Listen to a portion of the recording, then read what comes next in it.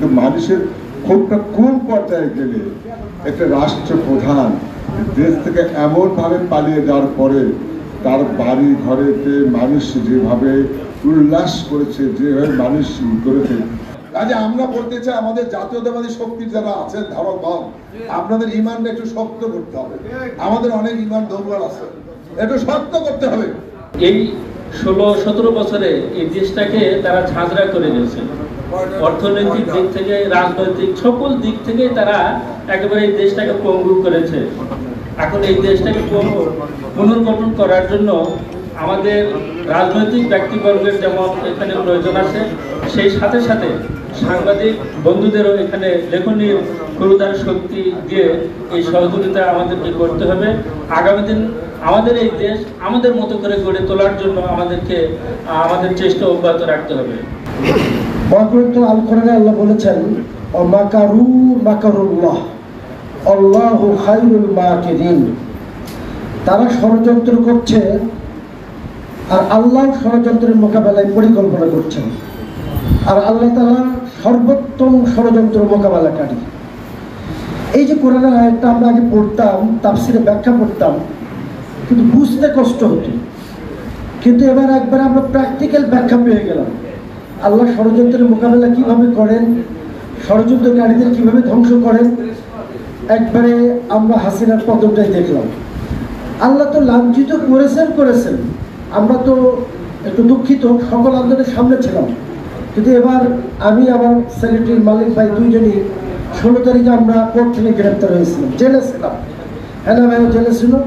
আমরা মূল ময়দানের শেষ মুহূর্তে থাকতে পারিনি, কিন্তু এখন ইউটিউব ফেসবুকে যে ছবিগুলো দেখে এত উদ্বেলিত হই, এত মানে লাগে যে আল্লাহ তাআলা, এটা আল্লাহর বিশেষ ব্যবস্থাপনা ছাড়া এটা সম্ভব হয়নি। কারণ এর আগে বিএনপি জামাত মিলে আমরা আন্দোলন করেছি, আলাদা আন্দোলন করেছি। 13-14 তো জামাত কঠিন আন্দোলন করেছে, তারপরে পতন হয়নি। কিন্তু এবার ছাত্ররা, ছোট ছাত্রীরা যেভাবে ভূমিকা রেখেছে, এটা আসলেই মানে ভাবার বিষয়। এটা আল্লাহ তাআলার একান্তই পরিকল্পনা, মহাপরিকল্পনা ছিল। এই জন্য প্রথমত আমরা আল্লাহর শুকরিয়া আদায় করবো, আলহামদুলিল্লাহ। অনেক স্বৈরাচার আছে, তাদেরকে মানুষের তাদের বিচার ব্যবস্থার মধ্যে যে মানুষের পতনের মধ্যে তাদের শেষে, কিন্তু মানুষের ক্ষোভটা কোন পর্যায়ে গেলে একটা রাষ্ট্রপ্রধান দেশ থেকে এমন ভাবে পালিয়ে যাওয়ার পরে তার বাড়ি ঘরেতে মানুষ যেভাবে উল্লাস করেছে, যেভাবে মানুষ করেছে, এইটা একটা মানে মানুষের মানে জীবিত মৃত অবস্থা জানায়। এটা একটা কথা।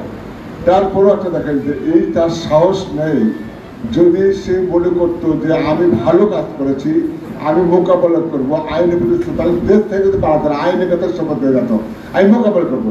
তারা জানে যে যারা কি পরিমাণে যারা অন্যায় করছে, এরা এদেরকে মানুষ আদালতের বিচার করতে না, গণবিচার হয়ে যেত। এদেরকে গণবিচারের অবস্থা করতে এদের যে আওয়ামী লীগের এক বড় কথা বলতো যে খুব সাবধান হয়ে যান, আওয়ামী লীগ যদি ক্ষমতা না থাকে 5 লাখ লোক মারা যাবে, বলছে না?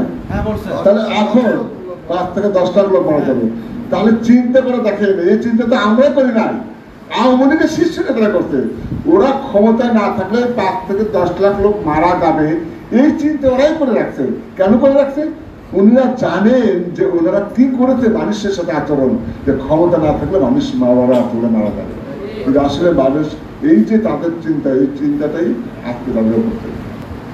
আজকে আমার কাছ থেকে যখন আমি যখন মেম্বার সেক্রেটারি পদ থেকে আমাকে সরিয়ে দেওয়া হলো, আমার বাড়িতে যে আমার ছোট ভাই বলছেন যে সবাই আমাকে সেক্রেটারি চায়, খালি আমার ভাই চায় না। বলেন, এই কথা কিন্তু বলেছে, সবাই চায়, খালি আমার ভাই আমাকে দিতে চায় না। আমার ভাইয়ের বিরুদ্ধে আমি রানু ভাই দাঁড় করে দিয়েছি, আমি ওপেন তার বিরুদ্ধে ক্যানভাস করে আমার ভাই খারায় রানু ভাই সভাপতি করেছি। আমার সেই ভাইয়ের সাথে এখন কথা হয় না। আমি আমার দলের সাথে, আমার জাতীয়তাবাদের সাথে আমি কোনোদিন আপোষ করিনি, বিশ্বাস করি। আপনারা পদে পদে তা প্রমাণ করেছেন। আমি ছাত্র দলের সভাপতি থেকে জেলা বিএনপি সভাপতি হয়েছি, অনেক পরীক্ষা দিয়েছি, পরীক্ষা দিতে এই পর্যন্ত আসছি। বহু ষড়যন্ত্র হয়েছে, ইনশাল্লাহ কোনো ষড়যন্ত্র কাজ করতে হয়নি। ছাত্র দলের সভাপতি হয়েছি, সেন্ট্রালের সাংগঠনিক সম্পাদক হয়েছি, আপনার হলো শহর বিএনপি 2বার সেক্রেটারি হয়েছি, জেলা বিএনপি 2বার সেক্রেটারি হয়েছি, জেলা বিএনপির আহ্বায়ক হয়েছি, সভাপতি 2বার হয়েছি, পৌরসভা মেয়র হয়েছি। আল্লাহ পাক অনেক দিয়েছেন। প্রাইম মিনিস্টার প্রতিনিধি দায়িত্ব পালন করেছি।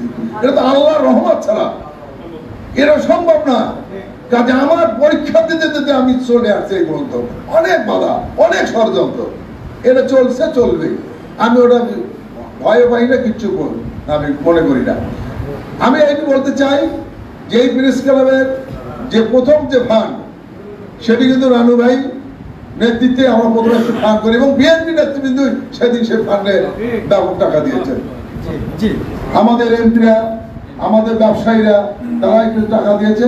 আমরা সেখানে আমরা প্রেস ক্লাবের তারেক রহমানের মাধ্যমে ভিত্তিপ্রস্তর করেছি। কাজে এই প্রেস ক্লাব কিন্তু তখনই এখানে এসেছে। আপনার যেখানে আপনার ই ছিল ওই যে আমাদের যুব দলের ওখানে প্রেস ক্লাব ছিল, সেখান থেকে তো এখানে আমরা নিয়ে আসছি। তখনই কিন্তু ভেটো দিয়ে এসেছিল।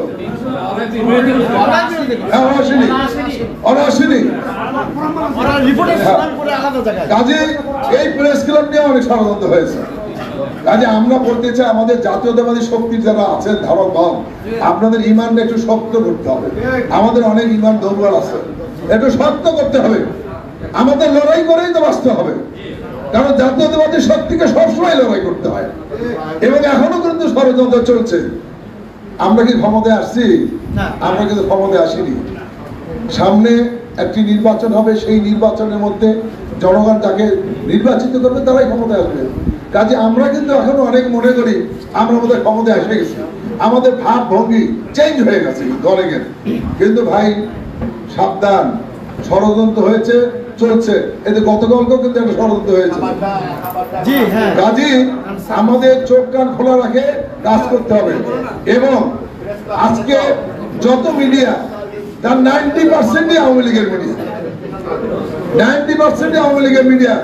এইখানে আমাদের কাজ করতে হবে।